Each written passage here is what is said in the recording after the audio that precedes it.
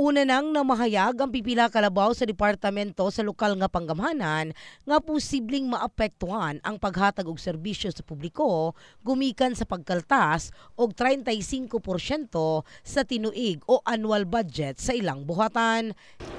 With the 35% lower than the previous year, we have to prioritize what particular program that we are going to delve with.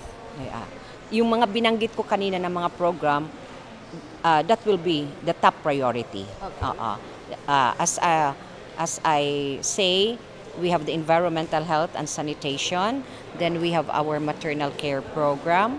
Pagtanggal usab og ubang job order workers sa sangguniang panglungsod ang himuon sa Vice Mayor Rosalita Nunez human gikaltasan ang ilang pondo apan pasabot ni Attorney Franklin Gacal Jr.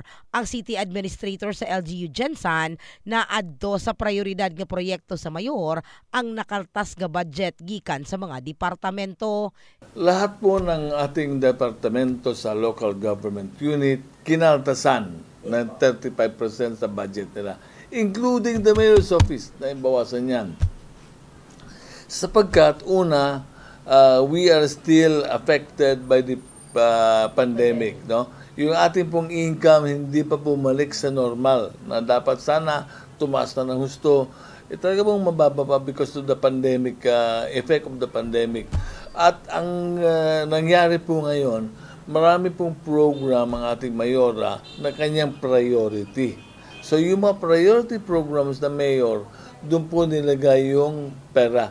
That is one of the reasons bakit po tayo nagbawas ng budget sa ibang opisina. Apan giklaro sa opisyal nga nagpabilin ang pondo alang sa amping ug edukar program sa LGU. In the heart of changing lives.